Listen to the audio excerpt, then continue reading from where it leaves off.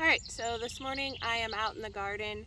We have some pruning to do. So what you want to do is, I have a designated pair of scissors that I keep clean and only use when pruning here in my garden.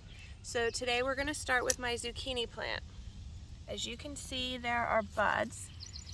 So I trim off all the leaves below the buds.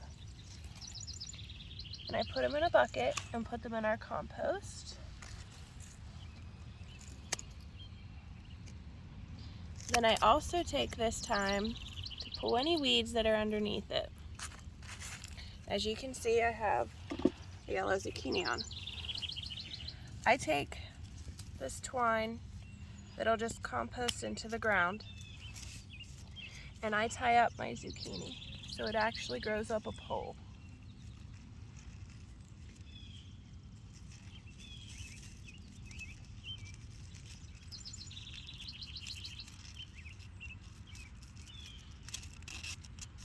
Tie that twine.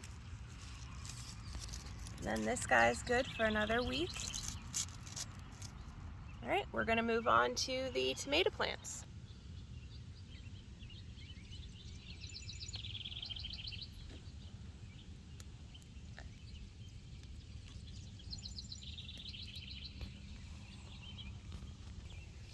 Okay, so this is our tomato plant.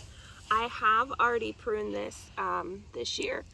The best thing to do is just look at your leaves, see if you have anything growing underneath them, if they're healthy, and whatnot. So I'm going to go ahead today and trim these two lower leaves because they are touching the ground, and that's where you can pick up disease. Okay, and then this one, if you zoom in here, these are called suckers. It's in like the armpit of your tomato plant. So you want to go in, I do have nails, and clip it off with your fingernail, or you can use your pruning shears here. So I have a tie here. I'm going to just move it up. Got some nice blossoms going. Trimming up some more growth that were down at the bottom.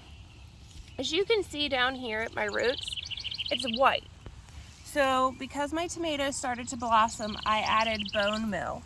I find that with adding bone meal at this time of the growth, it helps to make the tomatoes nice and supple, and you're not going to get what's called blossom rot on the bottom of your tomato. So this one doesn't need another tie for today, so we're going to bounce back here to the next tomato plant. All right, on to tomato plant number 2. This one needs a lot more work. Seems he must have grown a little bit more since the last time. So I'm readjusting him on my pole, and I'm going to start from the bottom. There's some little growths we don't need, so we trim them off. You can see that I added the bone meal already, cleaning up some weeds around the bottom. Okay, so we got a nice growth here. If Emily wants to zoom in here, actually there's a tomato on here. So this is a black cherry that I showed you earlier this year in the videos. Looking at my leaves, they're looking good. I'm going to trim this one because it is drooping down to the ground. Don't want it to pick up any disease. This one over here as well, being careful. All right, going up to the armpits.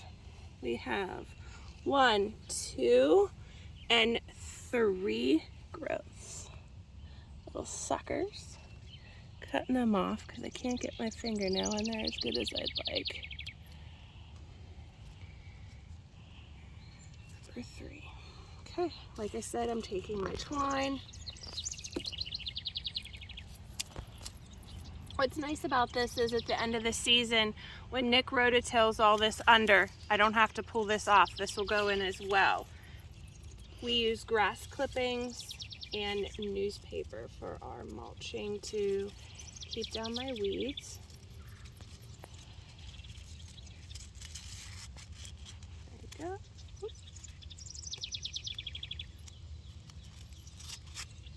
All right, so this guy is all set until next week when I come out and check him.